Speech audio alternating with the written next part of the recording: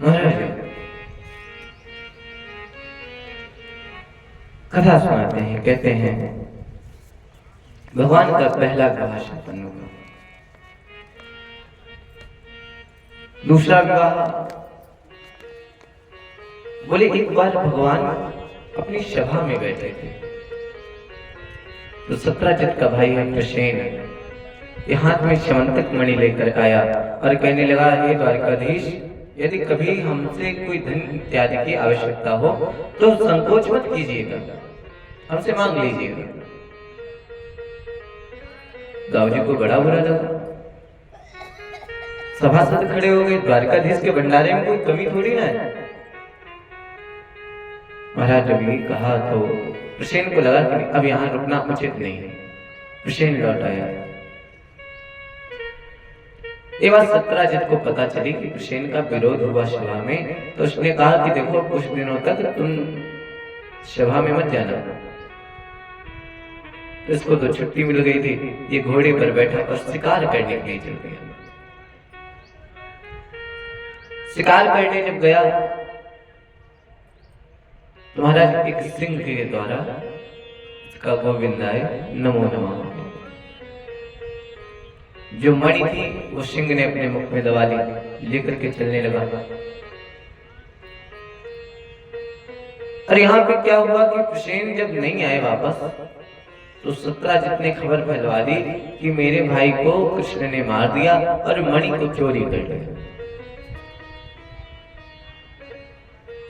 लोगों में बात फैली तो लोगों ने कहना शुरू कर दिया, अरे ये कृष्ण आज का चोर थोड़ी ना है, बचपन से चोरी करता रहता है, पहले माखन चुराया करता था, अब मणि चुराता है। भगवान को पता चला, ऐसी हवा फैली कि सब अब भगवान का विरोध करने लगे, कृष्ण तो चोर है। भगवान अपने कुछ सैनिकों को लेकर के वहीं पर चले जहां पर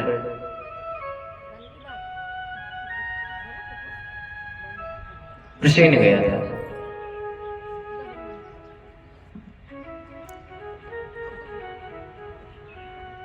पहुंचे, देखा तो प्रसेन तो मरा पड़ा है और जहां प्रसेन मरा था उसी के आगे से सिंह के पैरों के निशान। तो भगवान ने उनका पीछा किया, थोड़ी दूर गए तो देखा सिंह भी एक गुफा में मरा। सिंह का किसी ने वध कर दिया, मणि वहां भी नहीं दिखाई दी, वहां से किसी वृक्ष के पैर दिखाई गए। महाराज आगे बढ़े तो देखा एक नन्ही बालिका और उस मणि के साथ खेल रही थी। तो भगवान ने कहा कि देवी आपके पास ये मणि कहां से आई? तो उसने उत्तर नहीं दिया, रोने लगी। जब रोने लगी तो जामवंत जी महाराज आए और भगवान को पहचाना नहीं तो उन्हें लगा कोई और है, युद्ध करने लगे। 27 दिनों तक युद्ध चला, भीषण युद्ध। 28वें दिन भगवान ने जामवंत जी को उठाया और जमीन पर पटक दिया। अब जब पटका तो जामवंत जी की सारी नस छिटक गई, जितना बल का अभिमान था सब समाप्त हो गया और मन में जो भाव था ना वो जागृत हो गया। कब का? बोले त्रेता युग का। बात याद आ गई और जब बात याद आई तो प्रभु पहचान पर्यों गही चरणों में गिर गए, लिपट गए, बोले प्रभु बस अब मारने की कोई आवश्यकता नहीं, अब हम जान गए आप कौन। कौन है महाराज? बोले आप वही हो, कित मुरली कित चंद्रिका कित गोपिन के साथ, अपने जन के कारुणे कृष्ण भई रघुनाथ। तो आप तो वही हो।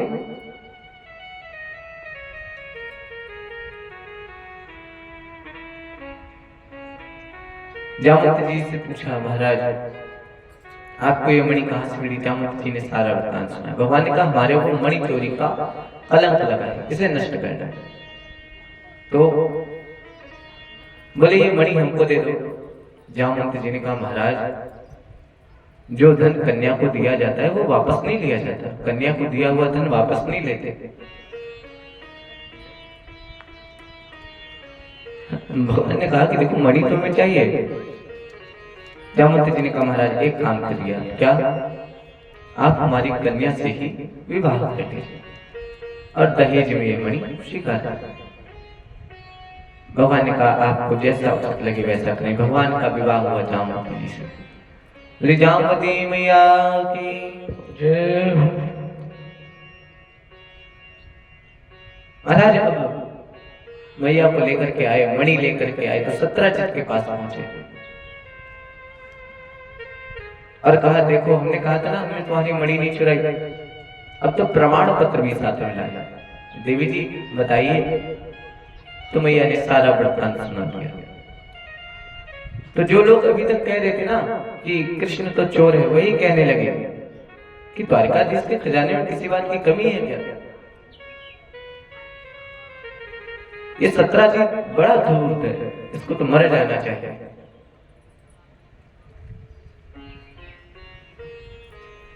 महाराज सब सत्राजित का विरोध करने लगे। अच्छा, वाहवाही का उल्टा, वाह का उल्टा क्या होता है? हवा। जहां आपकी ज्यादा वाह वाह हो रही हो समझ लीजिए यहाँ पे आपका कोई महत्व नहीं है, सब हवा है।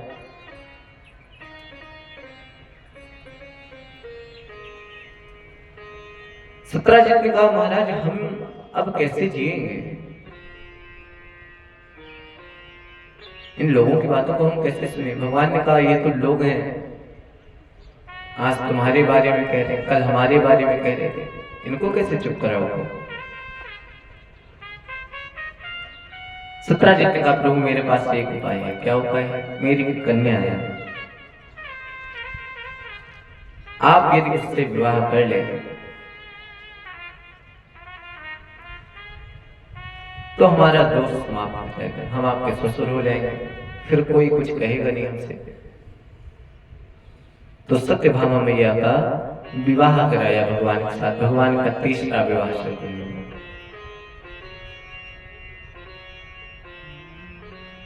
एक बार भगवान द्वारिका से दिल्ली की ओर पहुंचे। दिल्ली अर्थात इंद्रप्रस्थ। तो ये महाराज राजधानी थी पांडवों की। जब आई तो अर्जुन के साथ भगवान भ्रमण कर रहे थे, तो उसी समय अर्जुन ने एक युवती को देखा, एक कन्या को देखा, और देखा तो यमुना तट के किनारे बैठ के तपस्या कर रही थी। तपस्या करते देखा तो अर्जुन ने पूछा देवी आप कौन हो? यहां पर क्यों बैठी हो? किसकी तपस्या कर रही हो?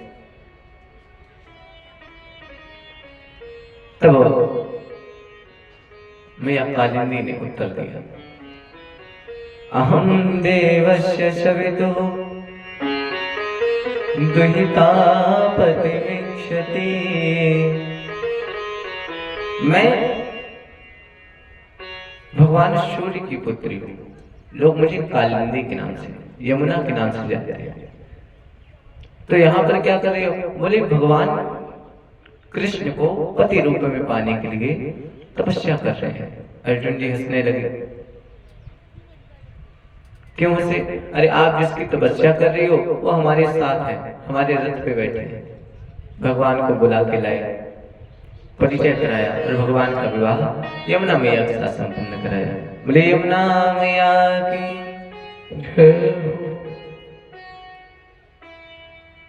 दो भाई हैं विंद और अनुविंद। इन्होंने विचार किया कि यदि दुर्योधन से हमारी बहन का विवाह हो जाए तो हमें और बल प्राप्त हो जाएगा, क्योंकि राजा जो थे वो पहले वो यही करते थे, या तो बलपूर्वक राज्य का हरण करते थे या फिर अपनी बहन का या अपनी पुत्री का अपर राज्य में विवाह करा देते थे। तो संबंध हो जाता था, संबंध हो गया तो अब कोई विरोध नहीं रहेगा। तो विंद और अनुविंद ने मित्र विंध्या मैया को खूब समझाया, कहा देखो हम तुम्हारा स्वयंवर कराएंगे और स्वयंवर में तुम्हें दुर्योधन को माला पहनानी है। जब वरमाला पहना दोगी तो स्वयंवर है, दुर्योधन से विवाह हो जाएगा, हम लोग भी बलिष्ठ हो जाएंगे। महाराज स्वयंवर किया गया, स्वयंवर में भगवान भी आए थे। तो मित्र विंध्या मैया ने जैसे ही देखा तो गोविंद को देखते ही रह गई। जो भैया को वचन दिया था सब भूल गई और भगवान के गले में ही वरमाला पहना दी। भगवान का विवाह हो गया मित्र विंध्या मैया के साथ। आगे कथा सुनाते हैं महाराज। तो कौशल देश के राजा हैं, एक नग्नजित नाम है इनका। नग्नजित महाराज जी जो हैं, इन्होंने एक प्रण लिया है। क्या बोले? जो संसार में सबसे बलशाली है मैं उसी से अपनी पुत्री का विवाह। महाराज बलशाली कैसे पता करेंगे? तो इनके यहाँ 7 बैल हैं। नग्नजित महाराज जी ने कहा है कि जो इन 7 बैलों को एक बार में नाथ लेगा, एक रस्सी में बांधेगा, उसके साथ हम अपनी पुत्री का विवाह करा दें, सत्या का विवाह करा दें। बड़े बड़े राजा महाराजा आए, लेकिन एक बैल को पकड़ना मुश्किल पड़ता, और फिर 7 बैल। बहुत से राजा महाराजा हाथ पैर तोड़वाए गए। भगवान आए, भगवान ने 7 रूप धारण किए और एक ही बार में 7 बैलों को नाथा। जितने बैल थे सभी को नाथा दिया। भगवान का मैया नागनिचती के साथ विवाह हुआ। इसके बाद कहते हैं, श्री सुखदेव महाप्रभु कहते हैं कि मैया सुत कीर्ति है। ये भगवान को अपने पुत्रवत समझते, पुत्रवत इनका वात्सल्य है भगवान से। लेकिन बेटा तो ये देवकी के ही कहेंगे, पुत्र तो ये देवकी के ही रहेंगे। तो इसलिए इन्होंने अपनी पुत्री भद्रा का विवाह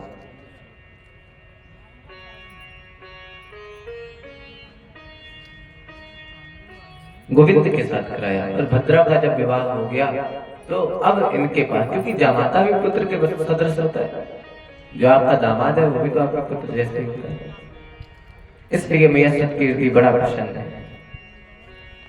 लक्ष्य भेद करके जल में प्रतिबिंब देखा मछली का, और मछली की आंख का भेदन किया। भगवान ने मैया लक्ष्मणा से विवाह किया। भगवान की 8 पटरानियों का विवाह हुआ। महाराज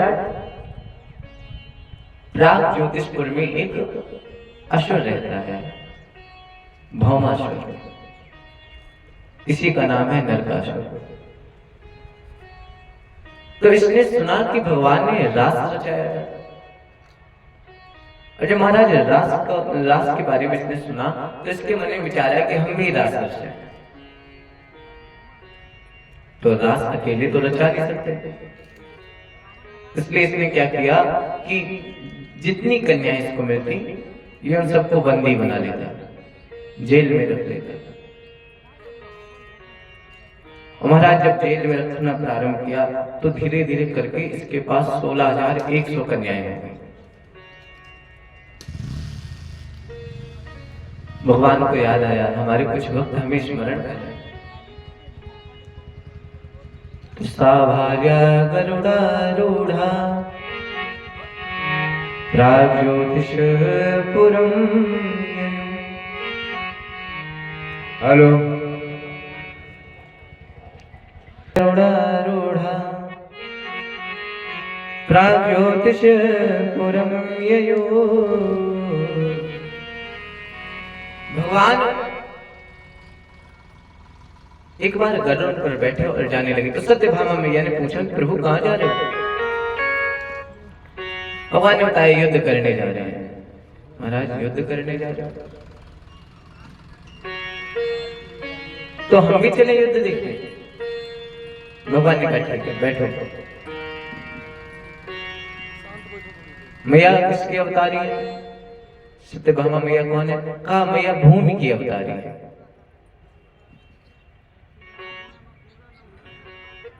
महाराज सत्यभामा मैया साथ में बैठी। अब जब प्राग ज्योतिषपुर में पहुंचे तो ये जानता था कि भगवान विरोध करने आएंगे, तो इसने एक 5 मुख वाला दैत्य जिसका नाम मुर है उसको द्वारपाल बना दिया। महाराज जब भगवान ने देखा मोर को तो इसके पांचों शीशों को धड़ से अलग कर दिया। भगवान का नाम था मुरारी। बोली मुरारी भगवान की जय। पहुंचे भौमाश्वर के पास तो वरदान है ना कि मैया पृथ्वी के अलावा कोई मार नहीं सकता। तो युद्ध करते हैं भगवान, और भगवान युद्ध करते करते मूर्छित हो जाते हैं। सत्यभामा मैया को आया क्रोध, उठाया धनुष, चढ़ाई पर तिनचा, संधान किया और भौमासुर का उद्धार कर दिया। भगवान का नाम पड़ा नारायण तक। बोले नारायण तक भगवान की जय। अब महाराज जो बंदी गृह में कन्याएं थी उनको मुक्त किया जब, तो भगवान ने सबसे कहा कि अपने अपने गृह की ओर प्रस्थान करो, आप सब लोग अपने अपने घर जाओ। तो जो देवियां थी उन्होंने कहा महाराज कैसे घर? भगवान ने कहा क्यों, तुम लोगों के माता पिता नहीं है क्या? अरे अपने अपने घर जाओ। वो गोपियां कहने लगी, वो देवियां कहने लगी, प्रभु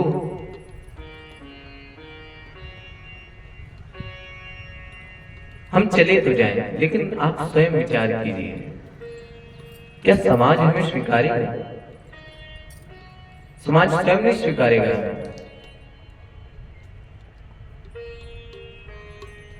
इसलिए अब तो एक ही रास्ता दिखाई देता है, क्या? हम आत्महत्या कर लें, मृत्यु को प्राप्त हो जाए। अन्यथा प्रभु जिसका इस संसार में कोई नहीं होता उसके आप होते हैं, इसलिए हम आपको अपना जीवन समर्पित करते हैं। संत बड़ा प्यारा भजन गाते हैं, कहते हैं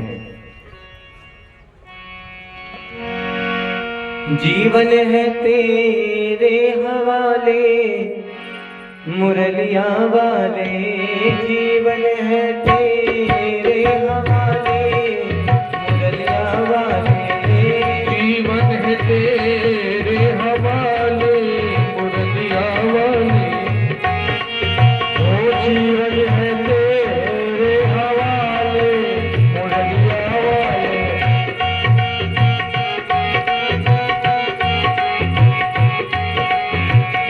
जय जय मुरलिया वाले, जय हो सावरिया प्यारे।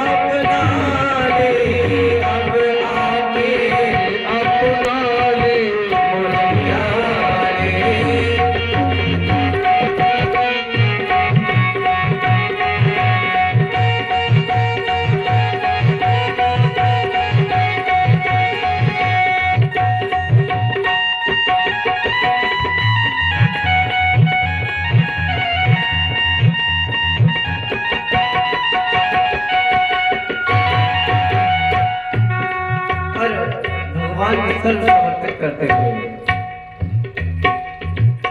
हम तो दास हैं तेरे चरणों के, हम तो दास हैं तेरे चरणों के, हम तो दास हैं तेरे चरणों के, हम तो दास हैं तेरे चरणों के।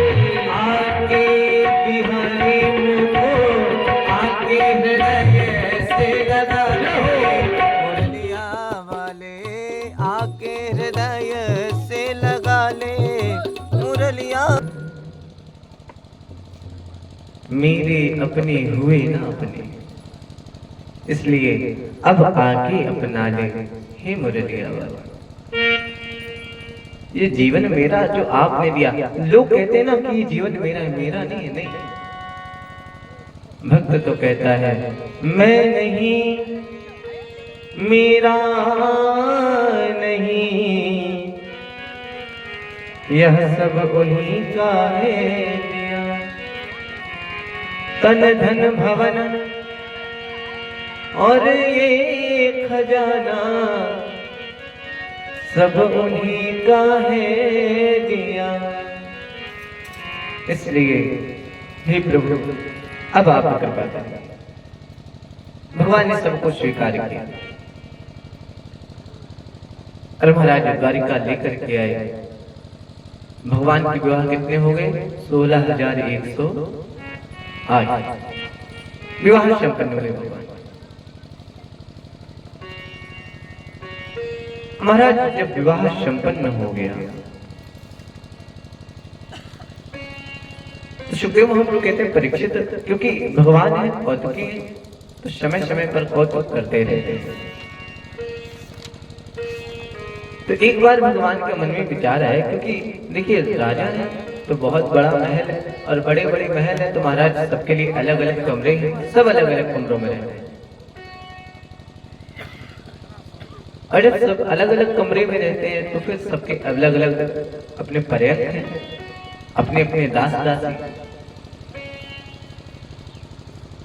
तुम्हारा सबके अपने पर्यटक सब अलग अलग दास दासी वाले। तो क्या होता ना कि कई बार गृहस्थी में होता है थोड़ी बहुत खटपट हो जाती है, लेकिन भगवान देखते हैं कि मैया रुक्मणी जो है वो भगवान से कभी कुछ कहते नहीं है।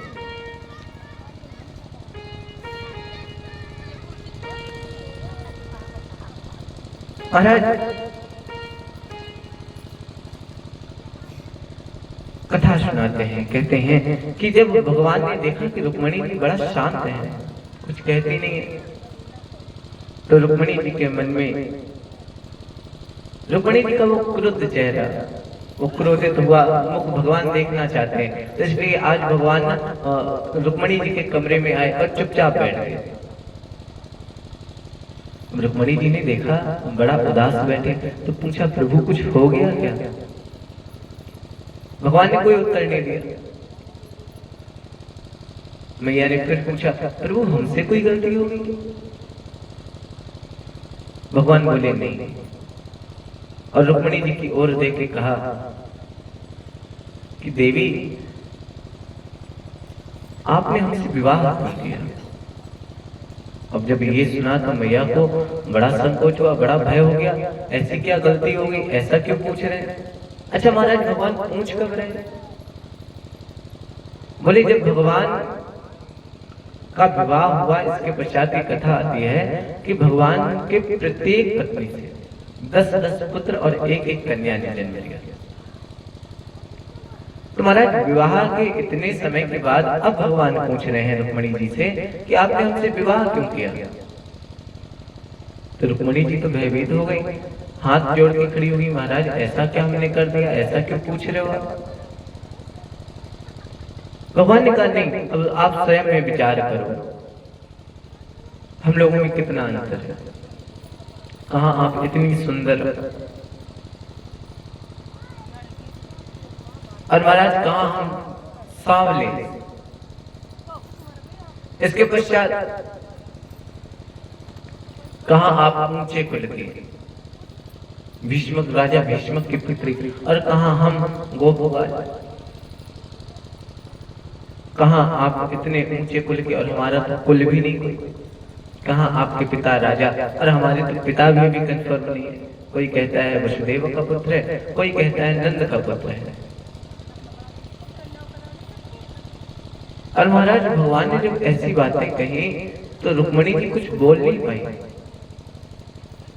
और मूर्छित होकर के गिरने लगी। तो जैसे ही गिरने लगी ना, तो भगवान ने चतुर्भुज रूप धारण किया और द्रुत गति से मैया को गिरने से पकड़ लिया। अरे मैया को पकड़ा तो मैया तो मूर्छित हो गई थी। तो भगवान ने पंखा झाड़ा, जब मूर्छा टूटी तो भगवान ने समझाया, अरे भैया हम तो हास परिहास कर रहे थे, गृहस्थ में यही तो है, हास परिहास ही तो होता है। भगवान ने समझाया, हम तो हास परिहास कर रहे थे, तुम तो मूर्छित हो गई, हम तो देखना चाहते थे जब तुम क्रोधित होती हो तो कैसी लगती हो। महाराज जब भगवान ने समझाया तो मैया रुक्मणी मान गई कि हाँ हास परिहास करे, लेकिन मैया ने कहा कि प्रभु आपने जो कहा कहा बिल्कुल सच। तो भगवान हंसने लगे, कहने लगे, देवी हमें लगता है अब आप हमसे परिहास कर रही हैं। मैया रुक्मणी ने कहा, नहीं प्रभु हम परिहास नहीं कर रहे। क्यों? आपने जो कहा बिल्कुल सही कहा। आपने कहा हमारे अंदर कोई गुण नहीं है, और सच है आपके अंदर कोई गुण नहीं है। क्यों? प्रकृति के 3 गुण होते हैं, सत्व, रज और तम, और आप तो महाराज तीनों से परे हैं, तभी तो आप परमात्मा हैं, तभी तो आप त्रिगुणात्मक स्वरूप हैं। आपने कहा कि हमारे माता पिता का कोई पता नहीं, तो महाराज आप तो स्वयं जगत के पिता हैं, स्वयं जगत की माता हैं, आपके माता पिता का पता कैसे कर सकता है?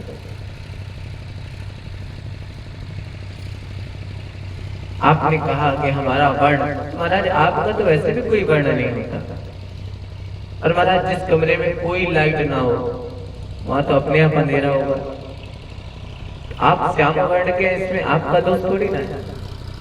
आप तो महाराज अभेद्य हैं। भगवान प्रसन्न हो गए, कहने लगे, मैया कहने लगे कि देवी हम तो आपसे हास परिहास कर रहे थे, लेकिन तुमने तो उन्हीं बातों को लेकर के बड़ी सुंदर स्तुति की।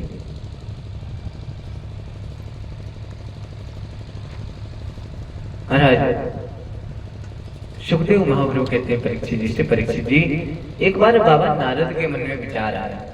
क्या विचार आया? कि जिसकी एक पत्नी होती है वो तो कभी सुख से रह नहीं पाता। परीक्षित जी,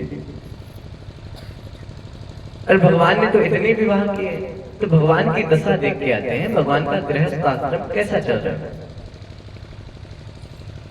तो बाबा नारद आए और सबसे पहले मैया रुक्मणी के भवन में पहुंचे। जब मैया रुक्मणी के भवन में पहुंचे तो देखा कि भगवान अभी अभी उठे हैं। भगवान ने नारद जी को देखा, आओ आओ बाबा। अब नारद जी तो प्रसन्न हो गए, रुक्मणी के यहाँ बैठे, जामवती के यहाँ नहीं, अभी जाएंगे जामवती के यहाँ और कह देंगे देखो तुमसे कम प्रेम करते हैं। भगवान ने कहा आइए बाबा बैठिए। बाबा बोले नहीं नहीं नहीं, हम बहुत जल्दी में, अभी थोड़ी देर में आएंगे। भगवान ने कहा नहीं नहीं, संत अगर घर में है तो बिना जलपान के कैसे जा सकता है? बैठाया, जलपान कराया। हमारा जलपान करके बाबा नारद तुरंत उठे और उठ के चल गए। जामवती मैया के यहाँ पहुंचे, भगवान स्नान करके आए थे।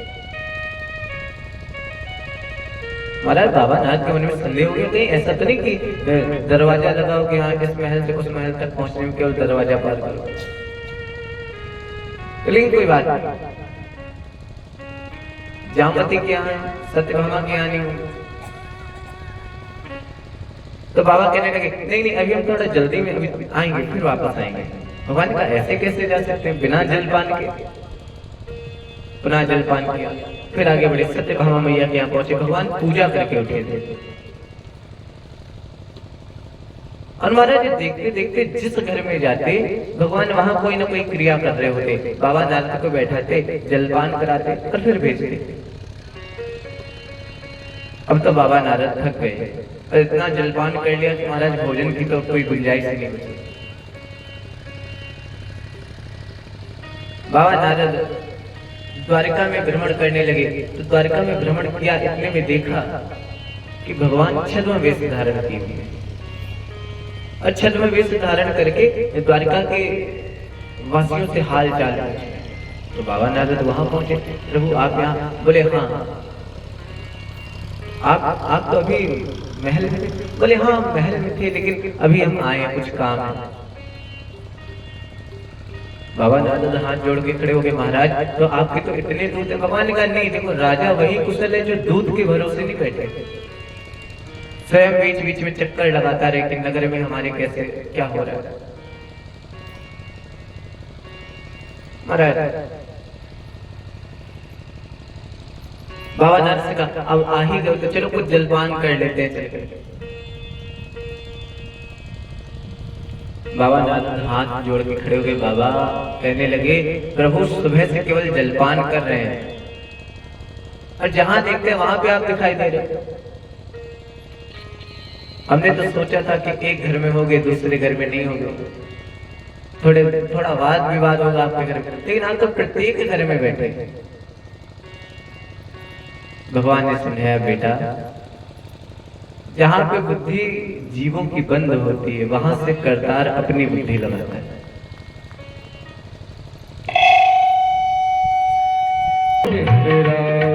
जय राधे राधे गोविंद गोविंद राधे राधे राधे गोविंद गोविंद राधे राधे गोविंद गोविंद राधे राधे राधे गोविंद गोविंद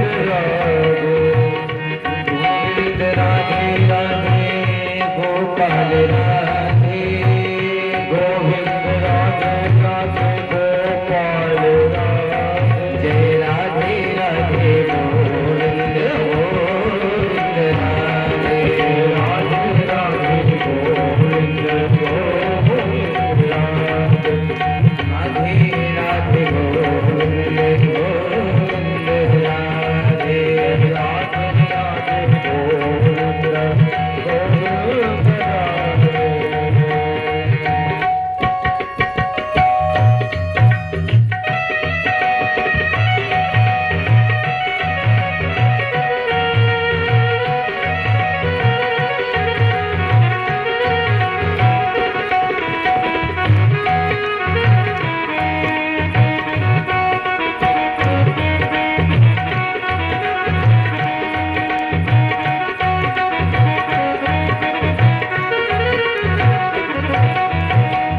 बोले राधा रमण सरकार की जय।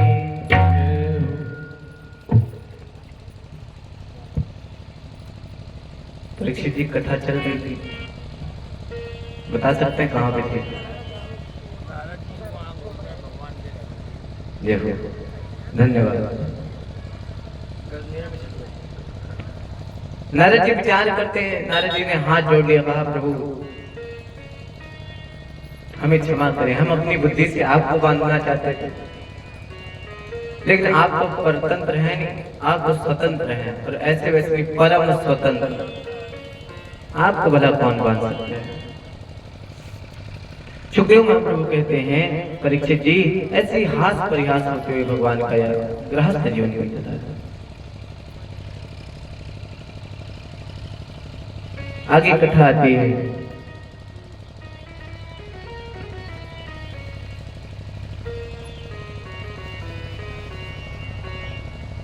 अनिरुद्ध जी महाराज जी की कथा सुनाई जाती है। अनिरुद्ध जी का विवाह कराया जाता है मैया उषा के साथ। बाणासुर ने थोड़ा हस्तक्षेप किया तो भगवान शिव ने बाणासुर को 1000 भुजाएं प्रदान की थी। महाराज 1000 भुजाएं प्राप्त थी तो इसको बड़ा अभिमान था कि हमसे कोई युद्ध करने वाला नहीं। क्यों? एक बार में 500 बाणों का संधान करता तो ऐसे लगता कि हमसे कोई जीतने वाला नहीं है। तो ये पहुंच गया भगवान शिव के पास, कहने लगा प्रभु युद्ध चाहते। भगवान ने कहा हमें तुम्हें बुझाई दी, हम ही से युद्ध करना है। हाँ, क्योंकि भूलोक में कोई बचा ही नहीं युद्ध करने, कोई नहीं बचा, ऐसा तो हो ही नहीं सकता। भगवान ने कहा कि एक काम करो, क्या, एक ध्वजा लेते जाओ, और जब ये ध्वजा अपने आप फहराना बंद हो जाए, अपने आप झुक जाए, तो जान लेना कि आज तुमसे कोई युद्ध करने वाला है। महाराज द्वार पर लगाई और यहाँ पर अनिरुद्ध जी को बंदी बनाया था। नारद जी ने समाचार दिया भगवान को, भगवान सेना लेकर के पहुंचे। नारायणी सेना जब गई तो पताका आज अपने आप झुक गई। बाणासुर को बताया गया भैया आज लगता है तुमसे कोई युद्ध करने आया। बाणासुर बाहर आया, देखा भगवान नारायण खड़े हैं। सुदर्शन चक्र से भगवान ने इसकी 998 भुजाएं काट दी, 2 भुजाओं को शेष रखा। मारा क्यों नहीं? बोले इसकी मां आ गई और उसने हाथ जोड़ के कहा प्रभु अभी इसका समय नहीं है, अभी आप इसका वध नहीं कर सकते। अच्छा, भगवान ने 2 भुजाएं इसलिए छोड़ी क्योंकि हाथ 2 ही काफी होते हैं काम करने के। और आप स्वयं में विचार करो, किसी के अगर 1000 हाथ हो तो कैसा लगता होगा। यहाँ तो महाराज अगर 5वीं से 6वीं उंगली तक आ जाए तो लोग क्या कहते हैं, छंगा, उपहास करते हैं। तो मानो भगवान संदेश देना चाहते हैं कि देखो जो प्रकृति से निर्मित है वो पूर्ण है, उसको फिर और उसमें कुछ करना नहीं चाहिए, उसमें हस्तक्षेप नहीं करना चाहिए। अब 2 भुजाएं सबकी हैं, तुम 1000 भुजाएं लिए घूम रहे हो।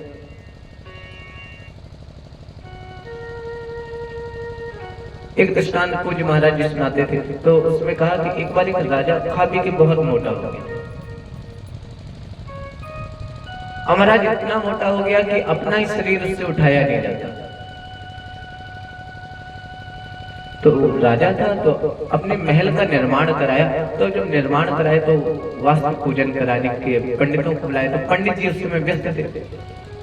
तो पंडित जी ने कहा हमारे 3 बेटे हैं, तीनों में से किसी को भी लेते जाना, तीनों कर्म काटेंगे। राजा ने सबसे छोटे बेटे को पूछा तुम्हें कुछ आता है? बोले हाँ महाराज हम सब करा लेते हैं, वास्तु पूजन तुम बहुत अच्छा कराते हैं। ठीक है, राजा ले गया। अरे महाराज राजा ले गया तो छोटे पंडित जी ने सब विधिवत पूजन कराया। और जब पूजन पूर्ण हो गया तो राजा ने कहा कि एक बार महाराज महल और घूम लेते आ। तो जब महल घूमे और लौट के आए तो पूछा कि महाराज कैसा बना है महल? उत्सुकता हुई राजा को। तो राजा से पंडित जी बोले कि देखो महल तो बहुत सुंदर बना है, लेकिन एक कमी दिखाई दे रही है। क्या? बोले अभी तो तुम चल फिर सकते हो, चल लोगे तो कमरे से अंदर बाहर आने में आवश्यक कोई दिक्कत नहीं होगी, लेकिन जब तुम मर जाओगे तुम्हारा शरीर इतना भारी है और ये दरवाजे तुमने छोटे छोटे लगवाए हैं, तो तुम बाहर कैसे आओगे? राजा ने कहा बड़ा मूर्ख पंडित है, अभी अभी ग्रह का शुभारंभ हुआ नहीं, किसने मरने की बातें शुरू कर दी। तो राजा ने बैठा दिया। कहा पंडित जी कुछ देर आप यहीं बैठ जाओ। देर हो गई तो पंडित जी के पिताजी थे वो घर पे वापस पहुंच गए। तो उन्होंने बालक से पूछा कि तुम्हारा भाई गया था राजा क्या पूजा करा के? अभी तक आया नहीं। तो उन्होंने कहा पिताजी पता नहीं क्या हुआ, पूजन बहुत देर पहले हो जाना चाहिए, आया नहीं अभी तक। मंझले बेटे को भेजा, बीच वाले बेटे को कहा जाओ पता करके आओ। गया, राजा के सामने हाथ जोड़ खड़ा हुआ, महाराज हमारा भाई आया। हाँ आया था। तो उससे कोई अपराध हो गया, इतनी देर से बैठा है? राजा बोले बड़ा मूर्ख है ये तुम्हारा छोटा भाई। क्यों? इसको हमने महल घुमाया और जब ये महल घूम लिया तो बोला कि जब पंडित जी बोले कि जब ये मर जाएंगे, जब हम मर जाएंगे तो दरवाजे इतने छोटे छोटे हैं, हम बाहर कैसे निकालेंगे? तो जो मंझला बेटा था उसने छोटे वाले को एक खींच के थप्पड़ मारा। मूर्ख कहेंगे, इतना भी नहीं आता। अरे राजा कोई साधारण है, उसके इतने सारे सैनिक हैं, उसका शरीर काटेंगे और बाहर ले जाएंगे। अब तो राजा को और क्रोध आया, लेकिन पंडित जी कुछ कह नहीं सकते। राजा ने कहा तुम भी अब यहीं बैठ जाओ, तुम्हें भी आवश्यकता नहीं आने रहने, यहीं बैठो थोड़ी देर और देर हो। पिताजी ने कहा जाओ, बड़े वाले बेटे से कहा कि जाओ, अब तुम जाओ अपने दोनों भाइयों को लेके आओ, दोनों मूर्ख हैं, अभी तक आए नहीं। महाराज पहुंचा, प्रणाम किया राजा को, महाराज हमारे भाई हाँ आए। बड़ी देर से हो गई, अभी तक घर नहीं पहुंचे। बोले घर क्या नहीं पहुंचे, तुम्हारे भाई बड़े मूर्ख हैं। क्यों? अरे हमने इनको अपना महल घुमाया और जब पूछा कि कोई कमी तो कहने लगे हाँ एक कमी है, जब तुम मर जाओगे तो ये दरवाजे छोटे छोटे बनवाए, बाहर कैसे निकलोगे? एक तो ये बोला, और दूसरा बोला कि तुम बड़े मूर्ख हो। क्यों? राजा के सैनिक काट के बाहर निकाल दिए। तो जो बड़ा वाला भाई था उसने दोनों बेटों को, दोनों पंडितों को थप्पड़ लगाए, तो कहा तुम दोनों के दोनों मूर्ख रह गए। अरे राजा का महल है, बंद रहेगा एक कमरा हमेशा के लिए, और राजा के सैनिक हैं, पलंग में बांधेंगे और घसीट घसाट के निकाल लेंगे, तो मैं उससे क्या है? राजा को और क्रोध आ गया कि हम राजा, हमारे मरने के बाद हमें घसीटा जाए। इन पंडित जी हैं, हाथ नहीं उठा सकते, तो उनको ही बैठा दिया, महाराज अब तुम भी बैठ जाओ। और राजा तीनों को घूर रहा, वो तीनों एक दूसरे को देख रहे। पंडित जी को लगा इतनी देर होगी, एक भी बेटा वापस नहीं आया। पंडित जी स्वयं पहुंचे राजमहल, हाथ जोड़ के राजा पूछा महाराज कोई त्रुटि हो गई क्या? बालकों से क्यों बैठे हैं? बोले महाराज पूजन तो बहुत अच्छा करा है, पूजन में कोई कमी नहीं है। तो फिर बोले ये जो तुम्हारे छोटे बेटे हैं, इनको जब हमने महल घुमाया और पूछा कोई कमी, तो बोले दरवाजे छोटे हैं, जब तुम मर जाओगे तो बाहर कैसे निकाले जाओगे? तुम्हारा बीच वाला बेटा आया तो उसने कहा कि काट के निकाल दिया जाएगा। और ये जो तुम्हारा बड़ा बेटा है, मुझे लगा ये थोड़ा विद्वान होगा, ये तो सबसे बड़ा मूर्ख निकला। कह रहा है राजा है, राजा चाहे घसीट घसाट के निकाला जाए, तुम्हें क्या लेना देना? पंडित जी को क्रोध आ गया, तीनों तीनों रहे जीवन भर मूर्ख, इतना पढ़ाया लिखाया कोई लाभ नहीं, और तीनों को थप्पड़ लगाया। राजा ने पूछा महाराज आप भी अपना वक्तव्य सामने रखो, आप क्या कहना चाहोगे? तो पंडित जी बोले राजा है, बंद रहेगा हमेशा के लिए एक कमरा, अरे उसी जिस पर्याप्त पे मर जाएंगे उसी को जला दिया जाएगा, उसी को चिता बना दी जाएगी। राजा हाथ जोड़ के खड़ा हो गया, जान गया महाराज पूरा का पूरा खानदान यही है। तो महाराज कहते हैं यहाँ पे कि अधिक अगर किसी का एक अंग बढ़ जाए तो लोग उसे एकांगी अधिक कह के बुलाते हैं। यहाँ पर भगवान भोलेनाथ ने 1000 बाहुएं दे दी, एक तो बल का अभिमान, ऊपर से चला भी नहीं जाता इससे।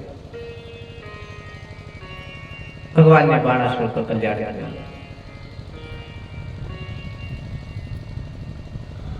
भगवान दान की शिक्षा अपने पुत्रों को देना चाहते हैं। तो एक बार क्या हुआ कि भगवान सबको अपने साथ लेकर के और वन में खेलने के लिए गए। तो भगवान तो विश्राम करने लगे।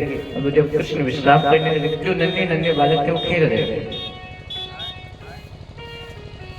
अरे वो खेल रहे थे तो गेंद खेल रहे थे, तो खेलते खेलते गेंद एक कुएं में चली गई।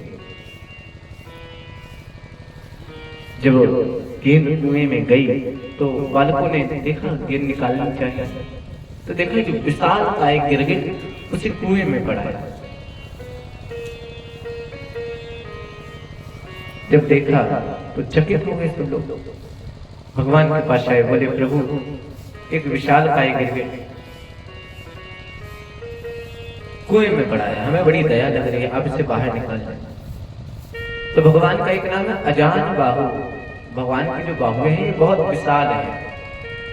भगवान कुएं के पास गए और उस गिरगिट को निकाला। जैसे ही हाथ से स्पर्श किया तो वो जो गिरगिट का देह था वो नष्ट हो गया और एक सुंदर पुरुष भगवान के समुपस्थित खड़ा हो गया। भगवान ने पूछा, भैया आप कौन हो? बड़े मायावी हो, अभी गिरगिट थे अब राजा बन गए। वो कहने लगा हाथ जोड़ के, प्रभु नृगुणाम नरेंद्रो हम इक्ष्वाको तनया प्रभु। महाराज मेरा नाम नृग है, नृग। हाँ, यदि आपने दानियों की कभी लिस्ट सुनी हो तो उसमें हमारा नाम जरूर सुना होगा। भगवान का इतने बड़े दान? हाँ महाराज, इतने बड़े दान। भगवान का दान देने वाले तो सदैव कल्याण के मार्ग पे जाते हैं, स्वर्ग जाते हैं। तुम ये कुएं में पड़े पड़े।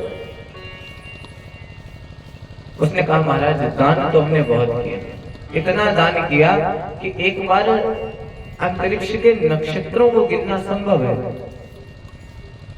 अपने शरीर के रोम को गिनना संभव है, लेकिन मेरे द्वारा दी गई गायों का जो दान है उसको गिनना संभव नहीं है। तो भगवान ने कहा, तो फिर तुम अच्छा दान नहीं देते हो। आजकल लोग कैसा दान देते हैं? बोले गाय बहुत मारती है तो पंडित जी को दान करो। तो भगवान ने कहा, तुमने भी ऐसी गाय दान की? नहीं। बोले नहीं महाराज,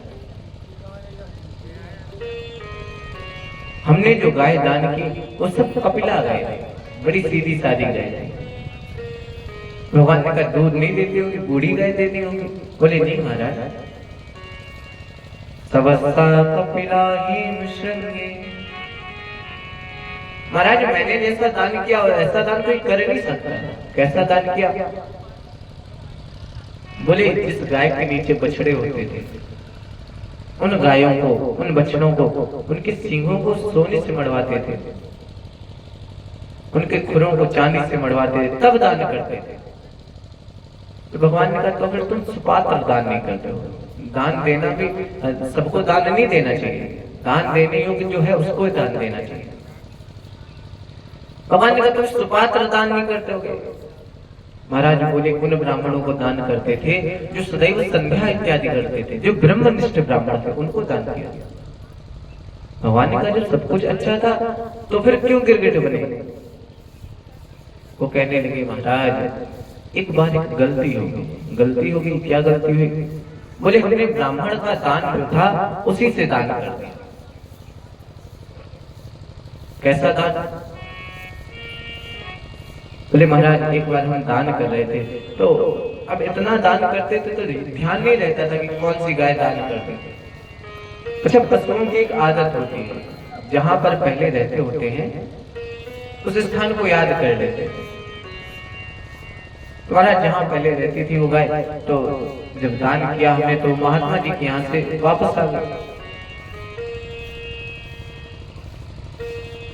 और पुनः आके गौशाला में खड़ी हो गई। जब मैंने अगली बार दान किया तो उस गाय का दोबारा दान कर दिया। अच्छा, इतने में क्या हुआ कि जो महात्मा जी थे वो अपनी गाय को ढूंढते हुए रास्ते से आ रहे थे और इधर जहाँ जिनको मैंने गौ दान की थी वो यहाँ से जा रहे थे। तो रास्ते में भेंट हो गई तो दोनों आपस में कहने लगे कि गाय हमारी है।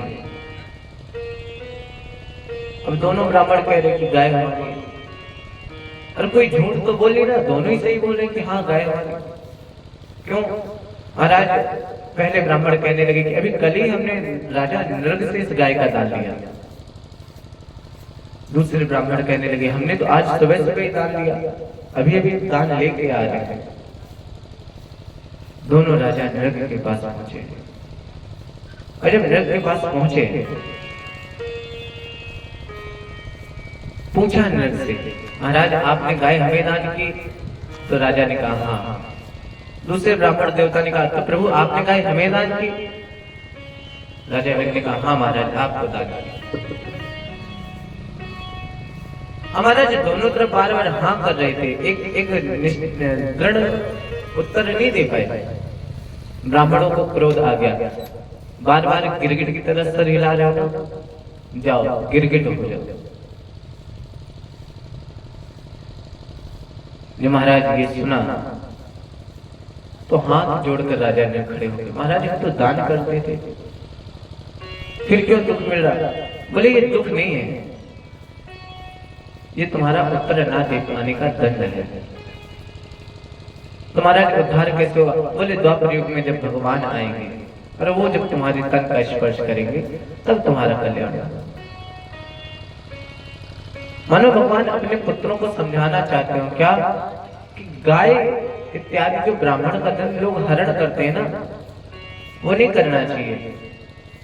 भगवान कहते हैं एक बार विष खा के कोई जीवित रह सकता है, लेकिन यदि ब्राह्मण के धन को खा ले तो कुलम शमूलम दहति शुपावा, कुल समेत नष्ट हो जाता है। महाराज भगवान ने नृग का उद्धार किया। दाऊ जी को याद आया कि बहुत दिन हो गए वृंदावन नहीं गए, तो भगवान से पूछा क्या वृंदावन चलोगे? तो भगवान ने मना कर दिया, नहीं हम वृंदावन नहीं जाएंगे। तो दाऊ जी ने कहा तुम नहीं जाओगे तो फिर हम अकेले चले जाएंगे। दाऊ जी ने उठाया अपना सामान और वृंदावन की ओर निकल गए। दाऊ जी वृंदावन में पहुंचे। यमुना जी को जब देखा दाऊ जी बड़े प्रसन्न हुए, प्रफुल्लित हो गए। अच्छा, जिस गांव में आप पहले रहते हो, बचपन में आप रहे हो, फिर जब बड़े हो जाए या 10-12 साल बाद जब वहां पहुंचे तो बड़ी प्रसन्नता होती है। याद आता है कि हाँ यहाँ पे बैठा करते थे, यहाँ अपने मित्रों के साथ खेला करते थे, वो सब याद आता है। अरे महाराज दाऊ जी को सब याद आ रहा है, तो यमुना जी के प्रति विशेष प्रीति थी। तो यमुना जी से कहा भैया हे यमुने हमें स्थान दो, हमें जाना है। तो यमुना जी तो सुन नहीं रही थी। तो दाऊ जी को क्रोध आ गया, हल से घर्षण किया। यमुना जी प्रकट हुई, प्रार्थना करने लगी, महाराज गगन समीर अनल धरे इनकर नाम सहज जड़ करे। ये सब तो स्वयं जड़ होते हैं, इनको दंड नहीं देना चाहिए। यहाँ पर महाराज क्या हुआ, द्वारका में जब भगवान को अकेला पाया तो काशीराज ने पौंड्रक से कहा कि ऐसा करो तुम कृष्ण से युद्ध करो। क्यों? कृष्ण ने सुन रखा था कि जरासंध को युद्ध में पराजित किया। तो पौंड्रक ने सुना था कि कृष्ण ने युद्ध में पराजित किया, तो पौंड्रक ने कहा कि हम ऐसे युद्ध नहीं कर सकते।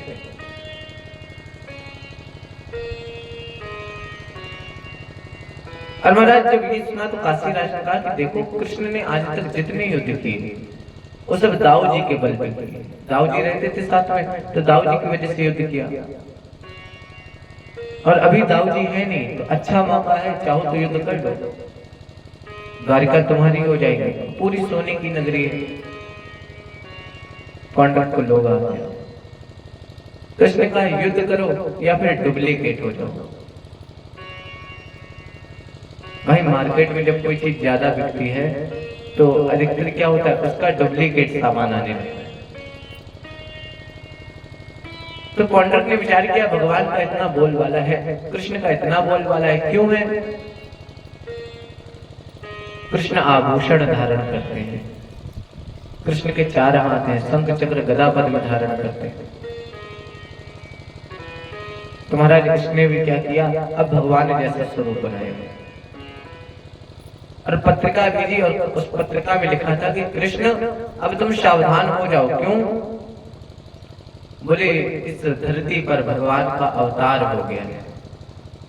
तो जब पत्रिका को भगवान ने सुना तो हंस पड़े कि अभी तक हमें लगता है किसका अवतार हुआ। पौंड्रक ने कहा कि देखो तुम बहुत बन लिए भगवान, तुम नकली भगवान, तुम असली भगवान नहीं हो। अब असली भगवान का अवतार हो गया है, इसलिए अब तुम शीघ्र द्वारिका को छोड़ दो या हमसे युद्ध करो। इसको लगा धमकी भरा पत्र भेजेंगे तो भगवान स्वयं डर जाएंगे, लेकिन भगवान ने उत्तर में भेजा कि ठीक है, युद्ध करना चाहते हो तो कर लो। और जब महाराज पत्रिका वापस आई तो पत्रिका को देख करके पौंड्रक डर गया। काशीराज ने कहा देखो भगवान बनना है तो कुछ तो रिस्क लेना पड़ेगा, युद्ध करो जाके। और महाराज जब युद्ध करने गए तो बड़ी विचित्र अवस्था। भगवान पौंड्रक को देखते हैं तो जैसे स्वयं है वैसे पौंड्रक को देखते हैं। और महाराज जब पौंड्रक को देखा तो मन में विचार करने लगे कि कितनी सूक्ष्मता से इसने मेरे स्वरूप का ध्यान किया होगा। क्यों? जैसे भगवान पीताम्बर धारण करते हैं वैसे आज पौंड्रक भी पीताम्बर धारण करते हैं। जैसा स्वरूप भगवान का है वैसा पौंड्रक का स्वरूप है। भगवान ने जब देखा तो पौंड्रक का उद्धार किया, अपने धाम को भेजा। महाराज काशी का दहन किया, दाऊजी ने द्विविद नामक वानर का उद्धार किया। इसके पश्चात देव ऋषि नारद जी के द्वारा गृहस्थ आश्रम का निरूपण किया गया। एक बार भगवान अपनी सभा में बैठे थे तो नारद जी आए और नारद जी ने भगवान को बताया कि देखो तुम्हारे भाइयों ने एक राजसू यज्ञ करवाया है और उसमें तुम्हें निमंत्रण दिया है। तो जब भगवान ने सुना तो उन्होंने कहा ठीक है, धर्म कार्य हम जाएंगे। और नारद जी लौट पाए कि इससे पहले एक दूत आया और उसने पत्रिका पढ़ी। तो पत्रिका में लिखा था, हे नाथ, क्या हम दीनों की आपको याद नहीं आई? अरे हम दीन कब से आपको पुकार रहे हैं। ये पत्रिका किसकी है? बोले मगध नरेश जरासंध ने बहुत सारे राजाओं को बंदी बना लिया। और महाराज राजाओं को जब बंदी बना लिया तो जरासंध चाहता है कि जब बहुत सारे राजा एकत्रित हो जाए तो मैं सबको जीत विश्व विजयी हो जाऊं।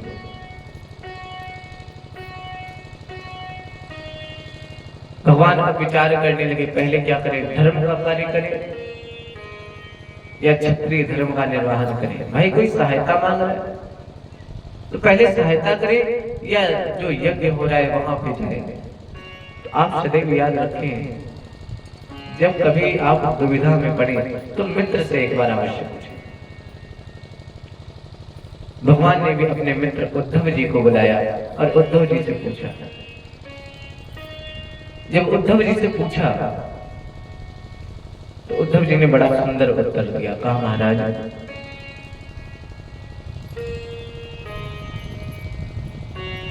मेरे विचार से आपको यज्ञ में जाना चाहिए। जब आप यज्ञ में पहुंचेंगे तो हो सकता है वहीं से दोनों कार्य सिद्ध हो जाएंगे। तो युधिष्ठिर जी से प्रश्न किया कि क्या तुमने समस्त राजाओं को जीत लिया, सभी राजाओं को जीत लिया? युधिष्ठिर ने कहा, नहीं महाराज, अभी तक तो नहीं जीता। तो भगवान ने कहा, फिर तुम्हें राजस्व यज्ञ करने का अधिकार किसने दे दिया? भाई राजस्व यज्ञ में या तो सब राजा तुम्हारी ओर हो या तुमने सभी राजाओं को जीत लिया। तो युधिष्ठिर ने कहा, हमसे कौन विरोध करेगा?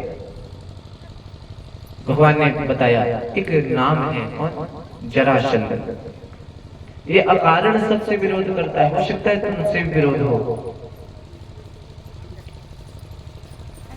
और जब जरासंध का नाम लिया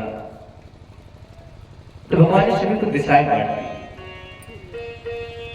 महाराज मगध की ओर भगवान भीम को और अर्जुन जी को लेकर के चल दिया।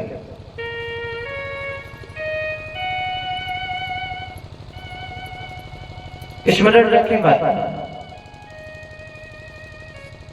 आप कोई भी हो लेकिन आपको बुढ़ापा जरूर आएगा। जरासंध क्या है तो बुढ़ापा ही। और जब बुढ़ापा आता है तो हृदय में विचार आता है क्या कि हम कभी बूढ़े ना हो। बुढ़ापा आ भी जाता है तो भी क्या करते हैं, बाल सफेद होने लगे तो डाई कर देते हैं, है ना। दांत एक आध कम हो जाए वाला दांतों की व्यवस्था कर देते, बत्ती सी लगवा देते हैं। अब तो घुटने ट्रांसप्लांट होने लगे ना। तो मतलब हार नहीं मानते हैं। लेकिन जरासंध जब भगवान पहुंचे तो भगवान ने कहा देखो जरासंध से युद्ध करने के लिए तुम्हें अस्त्र शस्त्र की आवश्यकता नहीं है। जरासंध से यदि युद्ध करना है तो तुम्हें शास्त्र की आवश्यकता है। भगवान ने पंडित जी का रूप बनाया, अर्जुन और भीम कोई पंडित जी का रूप बनाया, क्योंकि भगवान जानते हैं जरासंध विप्र प्रेमी है, जरासंध ब्राह्मण प्रेमी है, ब्राह्मणों की सदैव सेवा करता है। और जब देखा तो उस समय जरासंध दान दे रहा था ब्राह्मणों को। सभी ब्राह्मणों को दान दे दिया। भगवान एक साइड खड़े, भगवान नहीं लगे लाइन। तो जरासंध ने देखा बड़ी देर हो गई ये ब्राह्मण खड़े हैं, तो पूछा आपको क्या चाहिए। जरासंध कहने लगा कि महाराज हमें ब्राह्मणों को दान देने में बड़ा आनंद आता है, आप मांगो क्या मांगना चाहते हो। भगवान ने उत्तर दिया जरासंध जो हम मांगना चाहते हैं वो तुम दे नहीं पाओगे। क्यों महाराज, ऐसा क्या मांगोगे। भगवान ने कहा नहीं हम दे तो नहीं, पहले वचन दो कि हाँ हम जो मांगेंगे वो तुमको दे दो। जरासंध ने कहा महाराज वचन देते हैं, क्या मांगना चाहते हैं मांगिए। भगवान ने कहा युद्धम नो देहि राजेंद्र द्वंद्वशम यदि मन्यसे। राजन यदि कुछ देना है तो हमें युद्ध दो, और ऐसा युद्ध नहीं द्वंद्व युद्ध चाहिए।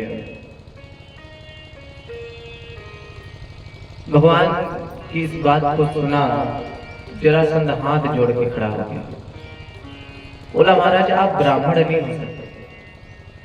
पंडित जी कभी युद्ध मांगते हैं क्या? ब्राह्मण कभी युद्ध नहीं मांगते, ब्राह्मण तो दान चाहते हैं। आप पंडित जी नहीं हो, परिचय दीजिए आप कौन। भगवान ने कहा नहीं परिचय तो हमारा यही है। जरासंध ने कहा परेशान नहीं हो, युद्ध तो करेंगे लेकिन परिचय दो, वास्तविकता बताओ कि आप कौन हो। तब भगवान कहने लगे अशौर कोदरा। ये जो हमारे दाईं ओर खड़े हैं ये वृकोदर है। वृकोदर अर्थात भीम। ये वृकोदर है। और ये जो हमारी बाईं ओर खड़े हैं ये अर्जुन है, गांडीवधारी अर्जुन। जरासंध ने कहा महाराज आप पहले ऐसे व्यक्ति मिले जो अपने से पहले अपने दाएं बाएं वाले लोगों का परिचय देते। भाई किसी से पूछा जाए आपका परिचय क्या है तो वो ना बगल वाले का बताएगा ना किसी और, पहले अपना परिचय देता है। भगवान ने कहा हमें इनका भाई मान लो, हम इनके भाई हैं। जरासंध ने कहा भाई तो हो लेकिन नाम है कुछ भी नहीं है।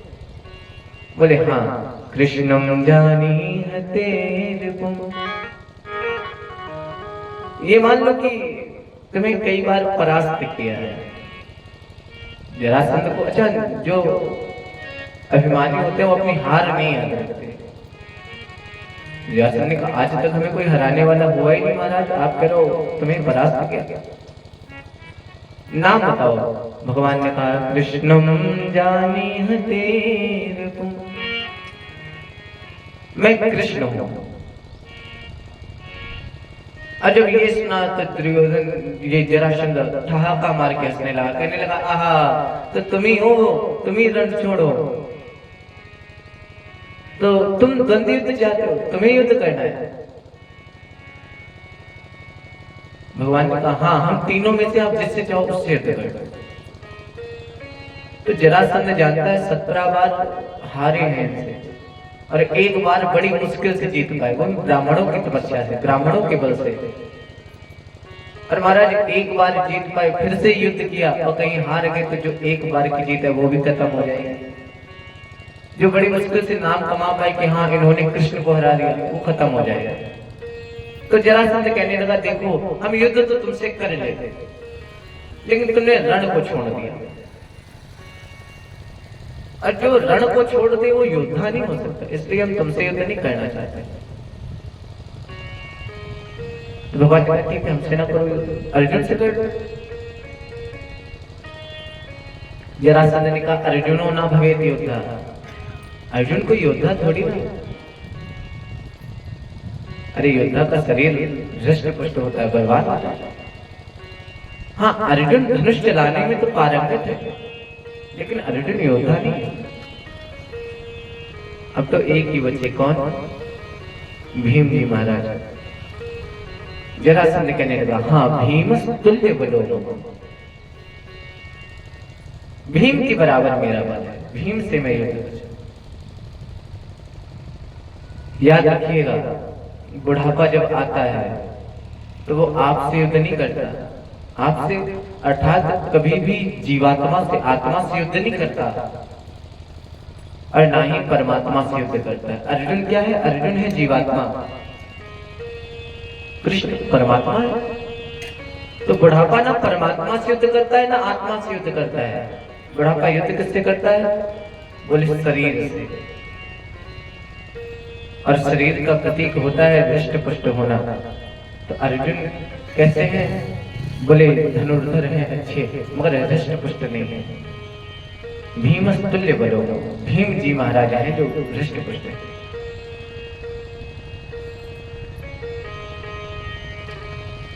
अब जब महाराज देह का युद्ध प्रारंभ हुआ, पहले दिन जब गए, अब अर्जुन तो चुपचाप खड़े थे। भीम बोले अचानक से, महाराज हमने तो कहा था युद्ध होगा ही, और युद्ध करने आए हैं, बताओ बगल में पोथी दबाए बैठे, पोथी से कहीं युद्ध होता है? भगवान ने कहा चिंतित नहीं हो। तब तक जरासंध ने कहा, भैया कोई बात नहीं, अस्त्र शस्त्र नहीं लाए महाराज। अरे हमारे पास बहुत सारे अस्त्र हैं। और महाराज अपने अस्त्र शस्त्र के उस कमरे में लेके पहुंचे तो अर्जुन ने देखा सैकड़ों गदाएं रखी हैं। अर्जुन गदा उठाते हैं, जरासंध ने गदा उठाई, युद्ध प्रारंभ। महाराज जब युद्ध हुआ तो पहले ही दिन जरासंध ने भीम की पीठ पर जब प्रहार किया गदा से, तो भीम को ऐसा लगा जैसे शरीर से आत्मा बाहर निकलना चाहती है, इतने विकल हो गए। सायंकालीन बेला हुई, युद्ध को रोका गया। अब जब भोजन की बारी आती तो जरासंध भोजन कैसे कराता? बोले बाकी सबकी थाली तो अलग अलग लगती, लेकिन भीम की और जरासंध की थाली एक ही लगती। एक में क्यों लगाते? बोले कहीं भीम को ऐसा ना लगे कि जरासंध युद्ध करने के बाद कुछ ज्यादा ही अच्छा खाता हो, इसलिए जो हम खा रहे हैं वही तुम खाओ। जब सोने जाता है तो बाकी सबके तो अलग अलग पलंग लगे हैं, लेकिन जरासंध और भीम का पलंग एक है। क्यों? महाराज युद्ध करते करते कहीं डर ना जाए, और डर गए तो कहीं भाग ना जाए, इस वजह से जरासंध भीम के साथ लेते। अब जब महाराज युद्ध होने लगा तो भीम के अंदर बड़ा अभिमान था। अभिमान किस बात का? बोले अभिमान इस बात का था कि जब कुरुक्षेत्र में कोई योद्धा आता भीम के सामने तो भीम की एक गदा के प्रहार से वो नष्ट हो जाता। तो भीम को बड़ा अभिमान था कि मेरी गदा के आगे कोई टिक नहीं सकता। इस वजह से भीम बड़े अभिमान में थी ना। तो अब जब जरासंध पिटाई लगा रहा है भीम की, तो भीम का सारा अभिमान नष्ट हो गया। भीम विकल हो गए और रोने लगे। और जब रोने लगे ना तब परमात्मा की ओर थे। अभी तक युद्ध करते थे तो क्या होता था कि युद्ध करते और शाम को जब युद्ध विराम होता तब भगवान की ओर देखते, लेकिन आज जब युद्ध के बीच में परमात्मा की ओर देख रहा तो ऐसा लगा जैसे मानो समय रुक सा गया।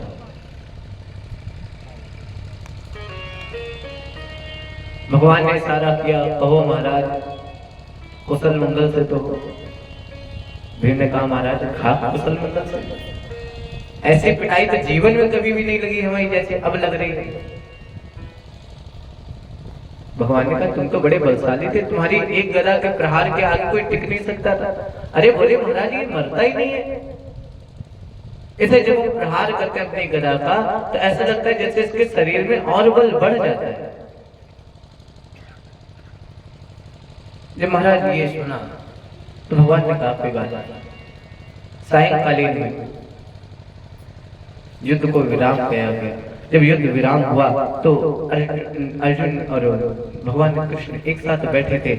भीम आए, चरणों को पकड़ा और गोविंद के चरणों को पकड़ के रोने लगे, कहने लगे प्रभु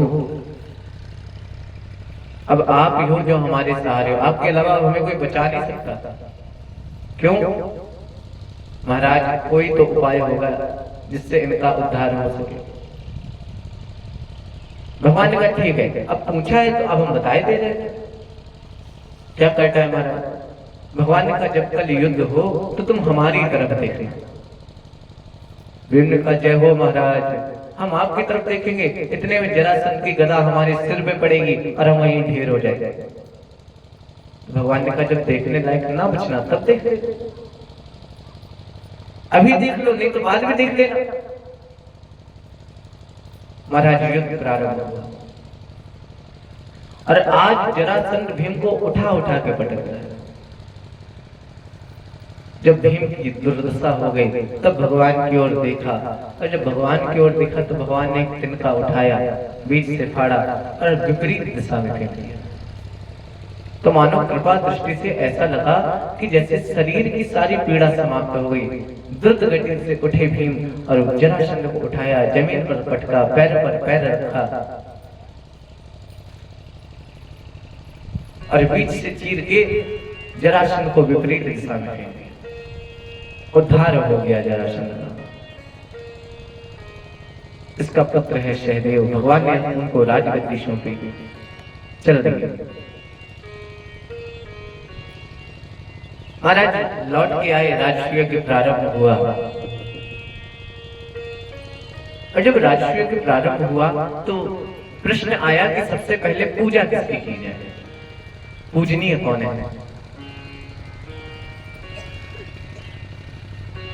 नकुल सहदेव खड़े हो गए, महाराज मेरी दृष्टि में मेरी मति से अगर पूछो तो फिर गोविंद के अलावा कोई पूजनीय योग है नहीं। महाराज जब ये सुना तो उसी सभा में शिशुपाल बैठा था। शिशुपाल तो पहले से ही जला पका बैठा था। क्यों महाराज विवाह होने जा रहा था रुक्मिणी के साथ लेकिन हो नहीं पाया। तो इसने कहा कि अरे ये भी कोई पूजनीय योग है, ये माखन चोर, ये जो ग्वाला है ये पूजनीय योग है, ना इसके कुल का पता ना इसकी जात का पता।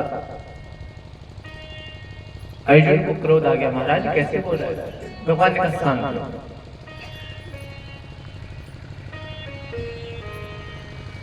और महाराज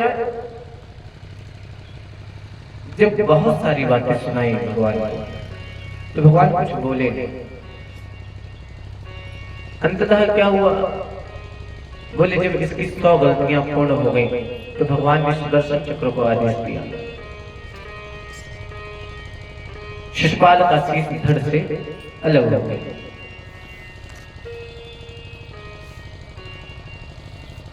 मानो भगवान ने संकेत दिया। आजकल जो जीव छोटी छोटी बात पे युद्ध नहीं करने लगता। अगर किसी ने कुछ बोल दिया तो सहते नहीं है, तुरंत उसका उत्तर देते हैं। तो भगवान मानो संदेश देना चाहते हैं कि जब हम भगवान हो कि सबकी बातें सुन सकते हैं, तो तुम तो जीव हो, तुम्हें तो सुनना ही पड़ेगा। अब संसार में आए हो तो सुनना तो पड़ेगा। शिशुपाल का उद्धार किया।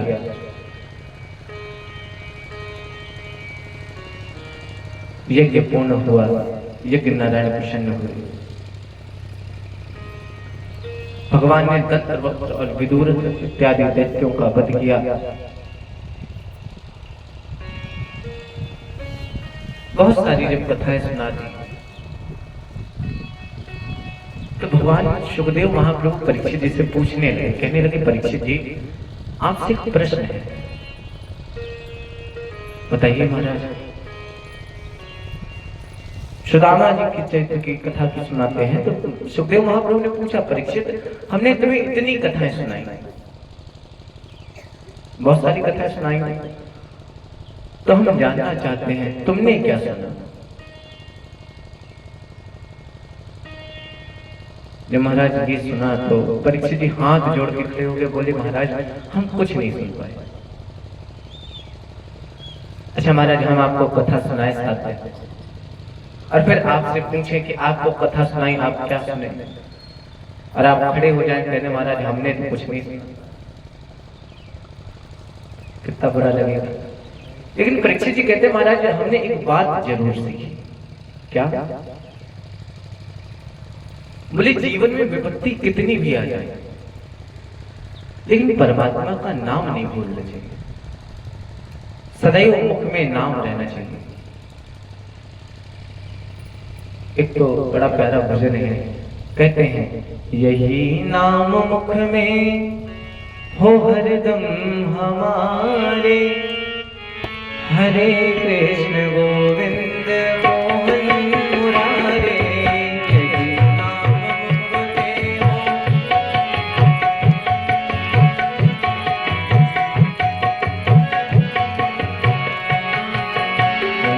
नाम मुख में हो हरदम हमारे, हरे कृष्ण गोविंद मोहन मुरारे।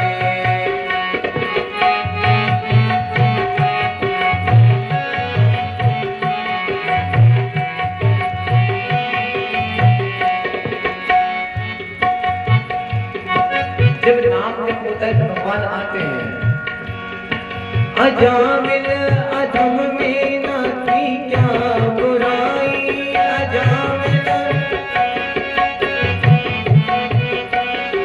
अजामिल अधम में न थी क्या बुराई।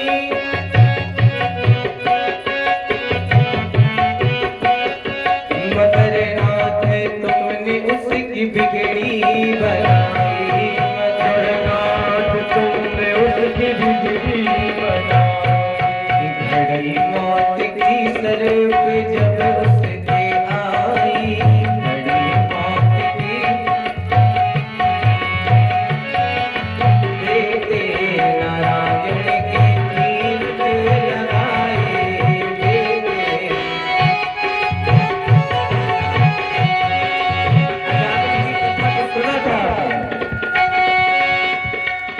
अजामिल की जब कथा को आप सुन रहे थे तो उसमें क्या था, अजामिल तो नारायण को बुला रहा था, अपने पुत्र नारायण को, लेकिन यही आवाज किसके कानों में गई, भगवान के कानों में। और जब भगवान के कानों में गई तो फिर क्या हुआ, तुरंत खुल गए उसके बैकुंठ के द्वारे, हरे कृष्ण गोविंद मोहन मुरारे।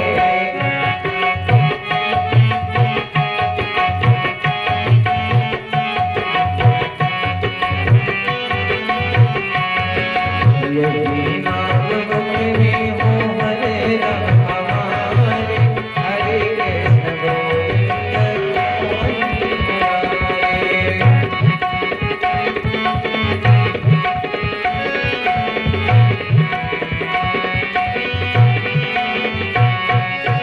हरे कृष्ण गोविंद मोहन मुरारे, हरे कृष्ण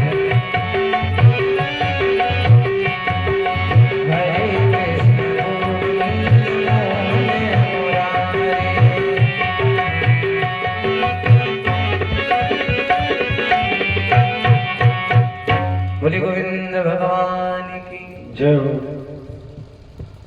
जय हो।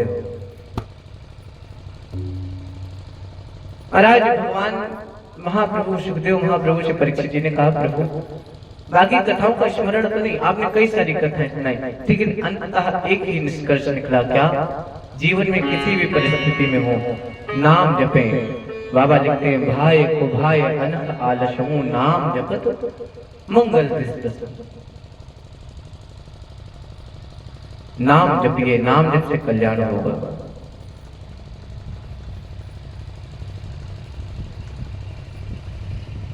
महाराज जब सुखदेव महाप्रभु ने इस उत्तर को सुना तो परीक्षित जी से कहा, धन्य है परीक्षित जी। क्यों? इन दिनों में हम आपको यही तो बताना चाहते थे, परमात्मा को कोई रूप नहीं होता। ये जो आपको कथाएं सुनाई ये सब नाम की कथा थी। आज आपको बिना नाम की कथा सुनाते हैं। महाराज थके हुए हैं क्या? थके हैं क्या? थोड़ी देर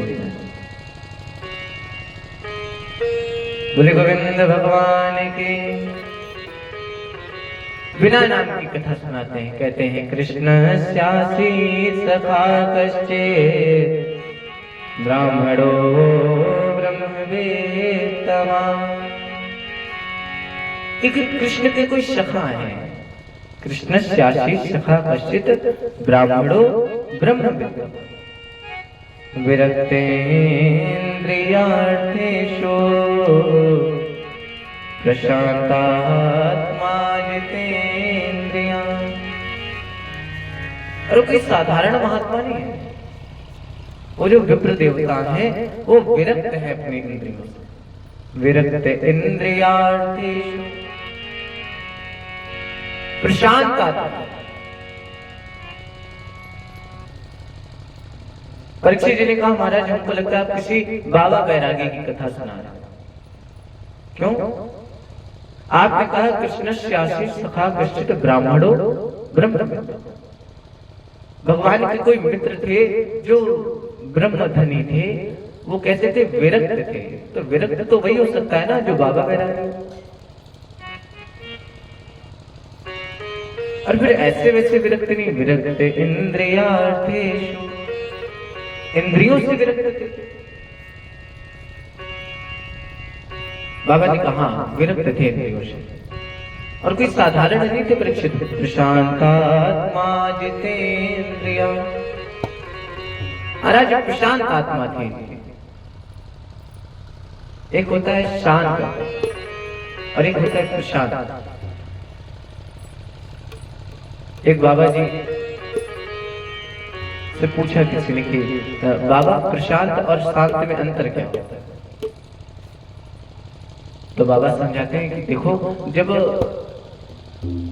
तक तन में शांति रहे, आपका तन शांत है तब तक तो आप केवल शांत हैं। लेकिन जब मन शांत हो जाए तब आप शांत बनते हैं। एक बार एक सज्जन एक बाबा जी के मठ पे पहुंचे तो सुन रखा था कि बाबा जी बड़े शांत स्वभाव के, क्रोध नहीं करते। और इन्होंने भी सुदामा जी महाराज जी की कथा सुनी थी। तो ये भी अपने नाम के आगे प्रशांत शब्द लगाया। महाराज ने जब प्रशांत शब्द को सुना तो वो व्यक्ति पहुंचा, उसने कहा बाबा जी से, बाबा जी हमने सुना प्रशांत है। बाबा जी ने कहा बिल्कुल हम प्रशांत हैं। उन्होंने कहा अच्छा अच्छा, प्रणाम किया बाबा जी, बैठ गया। थोड़ी देर बाद बोला, महात्मा जी माचिस होगी आपके पास? माचिस? बाबा ने कहा क्यों? बोले वो थोड़ी बीड़ी पीनी थी, माचिस होती तो दे दे।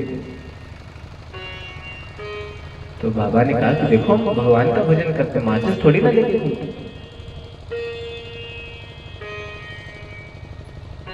बाबा ने कहा कि माचिस नहीं है हमारे पास। वो व्यक्ति बोला तो फिर कोई बात नहीं, कोई दिक्कत नहीं है, आपके पास नहीं, हमको लगा शायद आप रखते हो।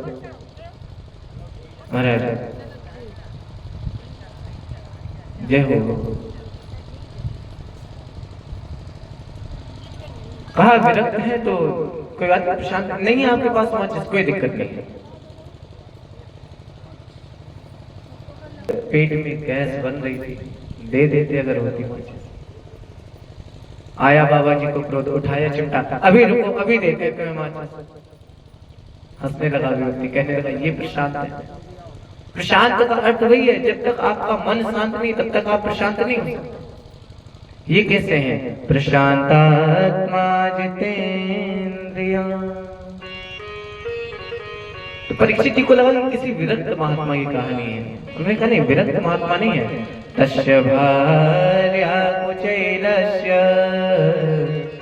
शुच्छामा च तथा विधा। इनकी जो देवी है ना, वो भी बिल्कुल इन्हीं की तरह है,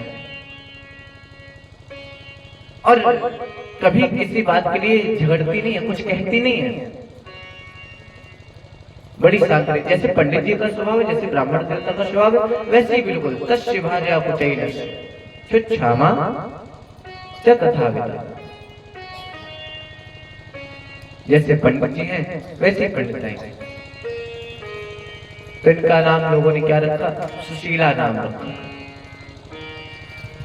पंडित जी का नाम क्या है? बोले सुदामा।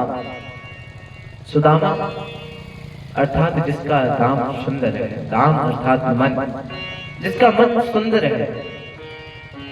और आप याद रखें कि जिसका मन सुंदर है वही सुमन भगवान को अर्पित कर सकता है। जिसके पास मन ही नहीं है तो भगवान को सुमन कैसे अर्पित करेगा? तो सुदामा जी महाराज जी की कथा सुनाते हैं, कहते हैं कि जैसे पंडित जी हैं, जैसे महात्मा जी, बिल्कुल प्रशांत आत्मा जितेंद्रिया, ऐसे इनकी देवी जी कभी किसी बात के लिए कुछ कहते नहीं।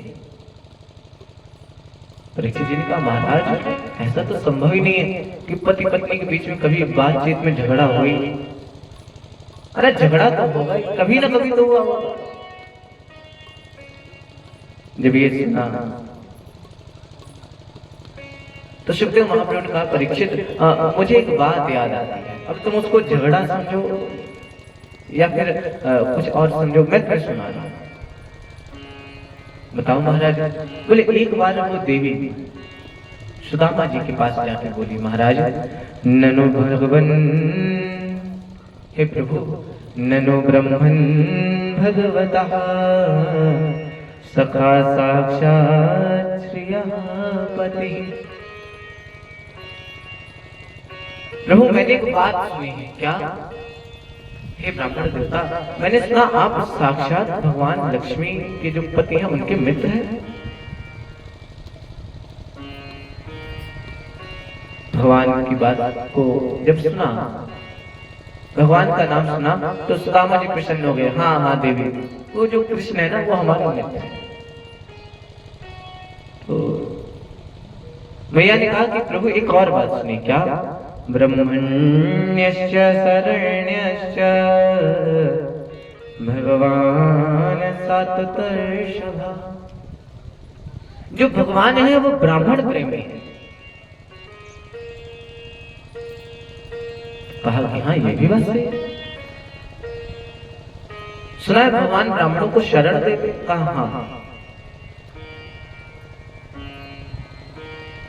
महाराज इतना कहा और इतना कह के चले गए।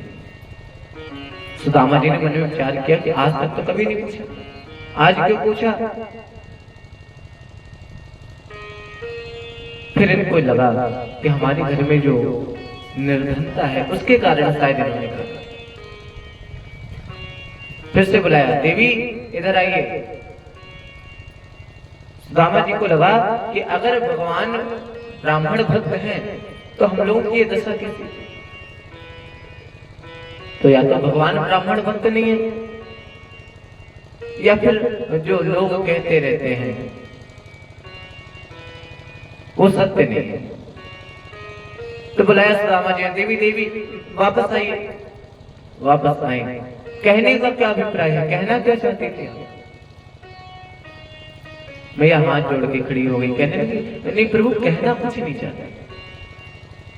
मेरे मन का भाव था यदि आपके मित्र साक्षात भगवान हैं तो आपका हृदय नहीं होता कभी उनसे मिलने का।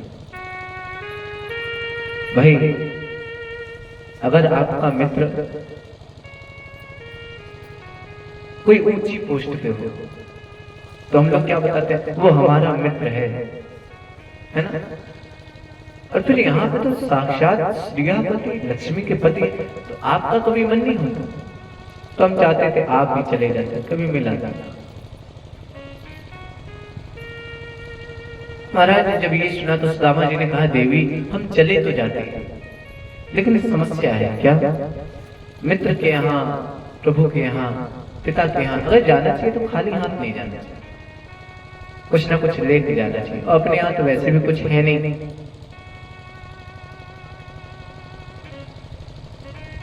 तो इस वजह से नहीं जाते हैं। और जो महाराज ने सुना, सुशीला मैया ने कहा कोई बात नहीं, अगर ऐसी समस्या है कि कुछ है नहीं इस वजह से नहीं जाते, तो फिर आप परेशान नहीं हो।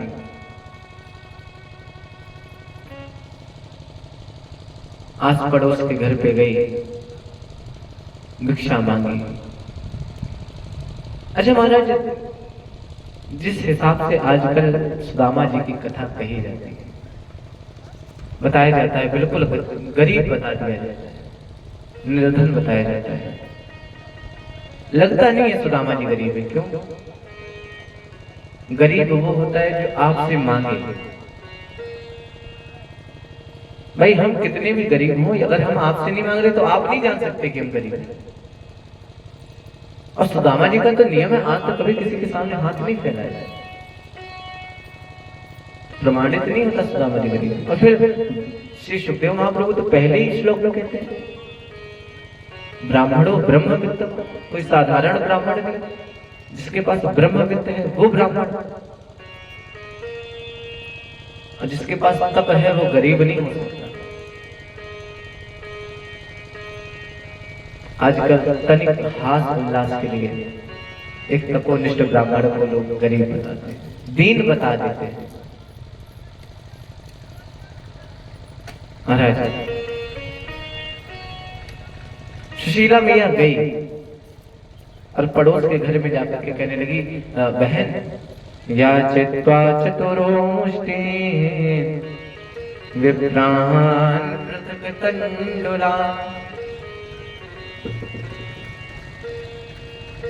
हम कुछ उधार मांगना चाहते हैं। भीख नहीं मांग रही है, भिक्षा नहीं मांग रही, उधार मांग रही है।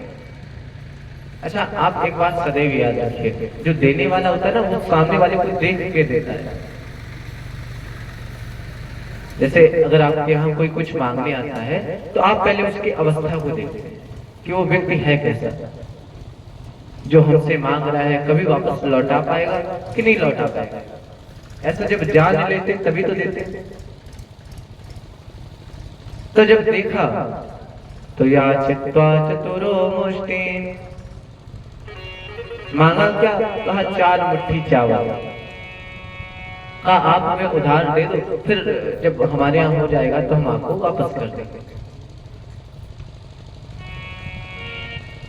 जब महाराज मांगा तो उन देवी को लगा कि इनके यहाँ कहाँ कुछ आने वाला है, तो क्या किया कि जो चावल की जो बची हुई सामग्री होती है जिसको हम लोग टूटन कहते हैं, वो उठाई और 4 मुट्ठी सुशीला मैया को दी। 5वीं डालने लगी तो सुशीला मैया ने कहा बस बस इतने में हो जाएगा, लेकर वापस आए। सुदामा जी से कहा प्रभु प्रसन्न हो जाइए। क्यों? अरे आप सदैव चिंतित रहते थे ना कि अगर कुछ होता तो हम चले जाते भगवान के यहाँ, आज हम लेके आए, आज आप जा सकते हो। महाराज जब ये सुना तो सुदामा जी ने कहा कम से कम एक बार पूछ तो लेते क्या लाए। भाई मित्र मेरा है तो मैं जानता हूं उसे क्या अच्छा लगता है क्या बुरा लगता है। और जब तुमने किसी से मांगा तो तुमने हमसे पूछा भी नहीं कि क्या लाना है। तो महाराज बताया खाद्य सामग्री लाया, कुछ खाने के लिए लाया। सुदामा जी ने कहा उसमें भी लोगों की पसंद होती है, किसी को मीठा पसंद होता है, किसी को नमकीन पसंद होता है, किसी को कड़वा पसंद होता है। सुशीला मैया बोली महाराज ऐसी वस्तु लाए हैं कि जिसे जो पसंद हो उस रूप में खा सकता है। कैसे? बोले अगर किसी को मीठा पसंद है तो थोड़ी सी चीनी डाले, थोड़ा सा दूध डाले और खीर बना के खा ले। नमकीन पसंद है थोड़ा सा तेल डाल ले, घी डाल ले, थोड़ा सा नमक डाल ले और हमारा फ्राई करके खा ले। तो ऐसी वस्तु लाएंगे कि जो मीठा पसंद है तो मीठा भी खा सकते हैं, नमकीन पसंद है तो नमकीन भी खा सकते हैं। जय जय जय। अब जब महाराज सुदामा जी ने देखा तो सुदामा जी मन में विचार कर गए, कहने लगे देवी एक बात बताऊं आपको। क्या? हमारे गोविंद को अक्षत नहीं पसंद है। क्यों महाराज?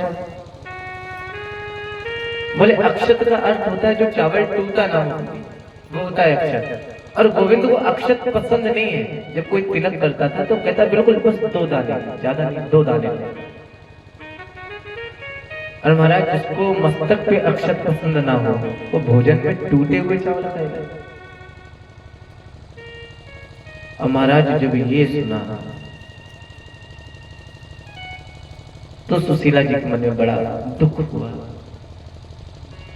और दुख हुआ तो एक बात कहने लगी, प्रभु आपने एक बात कही थी, शबरी गीध सुसेवकनी सुगति दीन रघुनाथ।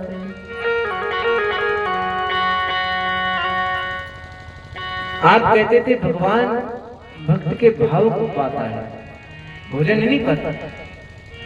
फिर महाराज भोजन पाना प्रारंभ करे तो कोई ऐसा है ही नहीं जो भोजन करा सके, है ना? क्योंकि पग पाताल शीस अजधाम, संपूर्ण ब्रह्मांड भी यदि वो खा जाए तो भी भूख नहीं मिट सकती। तो भगवान तो भाव खाते थे ना। अरे आप हमें कथा सुनाते रहते थे। क्या कथा सुनाते थे? आप हमें कथा सुनाते थे कि भगवान ने सबरी के जूठे बेर खाए। सुनाई ना आपने कथा? आपने हमें कथा सुनाई थी कि जब विदुरानी ने भोजन कराया था तो केले के छिकले खिलाए भगवान को। छिकले भी कोई खाने वाली चीज, लेकिन भगवान भाव के साथ खा रहे हैं। और इतने भाव के साथ खा रहे थे कि कहते हैं सुखदेव महाप्रभु कि परीक्षित जब विदुर जी आए और डांटा तो भगवान रोने लगे। डांट किसको रहे थे? विदुरानी को, कि बिल्कुल मूर्ख हो गई है, यही नहीं जानती है भोजन क्या कराना चाहिए, छिकले खिला रही है, गिरी फेंक रही है। तो भगवान रोने लगे कि काका अवध ना सुहायो, त्रैलोक ना सुहायो मोहि, अवध ग्रह धायो फिरो। जब मुझे बैकुंठ अच्छा नहीं लगा, भाई बैकुंठ से ज्यादा सुख सुविधा कहीं नहीं हो सकती, बैकुंठ से ज्यादा सुख सुविधा कहीं नहीं ला सकते। लेकिन बैकुंठ ना सुहायो मोहि, अवध ग्रह धायो फिरो। मैं अवध में आया, क्यों? बोले अवध किस वजह से आया था? मैया और बाबा का प्रेम मिले। तहां अभिमान बस मान मोहि मिलो सदा। लोग मर्यादा में रहते थे तो मुझे मर्यादा पुरुषोत्तम तो मिला, लेकिन भाव नहीं मिल पाया। नंद के द्वार पे आया, नंद के यहाँ गया तो माखन मिश्री खाया। उस माखन में जितना बल था, उस माखन में जितना स्वाद था, आज वैसा ही स्वाद मिल रहा है। और बाबा एक और खा लेता तो आज मुझे लगता है कि जो परम ब्रह्म पूर्ण परमात्मा है ना, ये भी तृप्त हो जाता है। भगवान सुशीला में यह सुनाती हैं कि प्रभु आप सुनाते थे कि भगवान भाव को भूखे। इस संत तो लिखते हैं, भाव का भूखा हूं मैं और भाव ही मम सार। भाव मेरा सार है, भाव से मुझको भजो तो भव से बेड़ा पार। भाव बिन कुछ भी मुझे दो, मैं उसे लेता नहीं। भाव से एक पुष्प भी दो वो मुझे स्वीकार।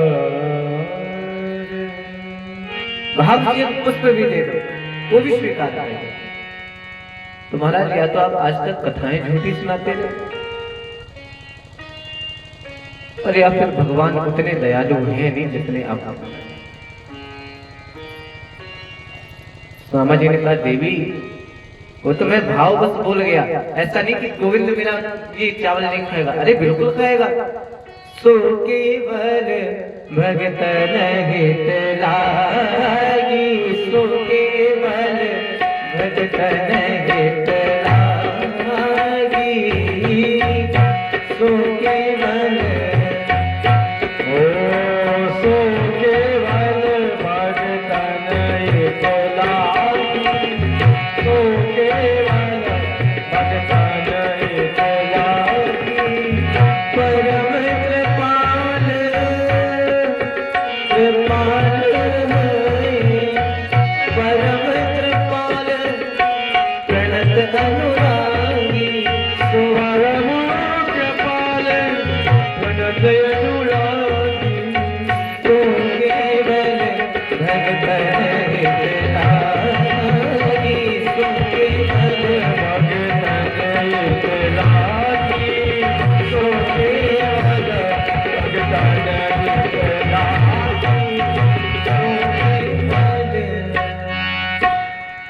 अरे जिसने भक्तों के लिए तन को धारण किया, निर्गुण ब्रह्म शगुन भई, तो निर्गुण ब्रह्म था वो शगुन हो गया। महाराज अपनी ही साड़ी से एक आंचल फाड़ा, मैया ने दिया, चावल को बांधा। सुदामा जी हरि नाम संकीर्तन करते हुए जा रहे हैं। श्रीमन नारायण नारायण नारायण, श्रीमन नारायण, श्रीमन नारायण नारायण नारायण, श्रीमन नारायण, श्रीमन नारायण नारायण नारायण, श्रीमन नारायण।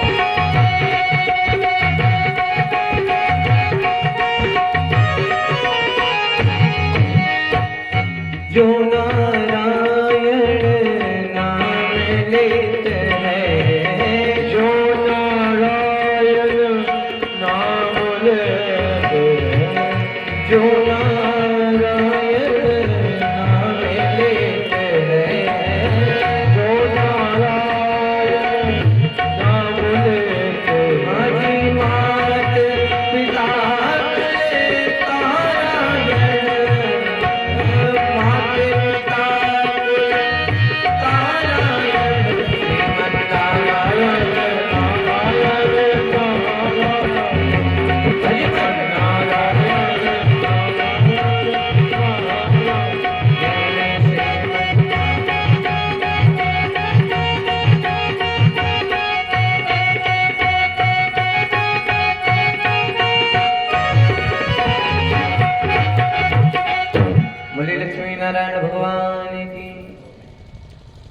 महाराज सुदामा जी तो चले जा रहे, जाप करते हुए श्रीमन नारायण भजमन नारायण।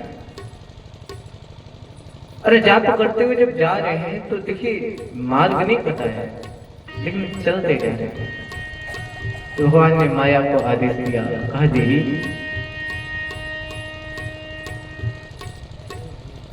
आप सुदामा जी को शीघ्रातिशीघ्र लेके चले आए।